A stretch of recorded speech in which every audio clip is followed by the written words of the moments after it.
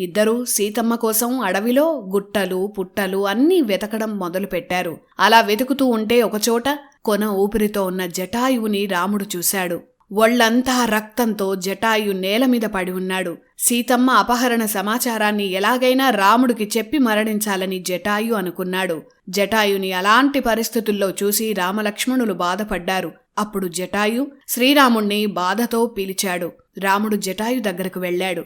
తనకు ఇలాంటి పరిస్థితి రావడానికి కారణం రావణుడు అనే రాక్షసుడని, అతనే సీతమ్మను కూడా అపహరించాడని జటాయు జరిగిన ఘట్టమంతా వివరించాడు. రావణుడు తన మాయాశక్తితో ఆకాశమార్గంలో సీతమ్మను అపహరించడం తాను కళ్లారా చూశానని జటాయు అన్నాడు. సీతమ్మను రక్షించేందుకు ప్రయత్నించినా రావణుడి శక్తి ముందు తన శక్తి సరిపోలేదని బాధపడ్డాడు. అతని రథాన్ని కూలదోసి సారథిని మాత్రం చంపగలిగానని, అంతకు మించి ఏమీ చేయలేకపోయినందుకు బాధపడుతున్నానని జటాయు రాముడు ముందు బాధపడ్డాడు. సీతమ్మ కోసం తన ప్రాణాలే త్యాగం చేస్తున్న జటాయుని శ్రీరాముడు ప్రేమగా కౌగిలించుకున్నాడు.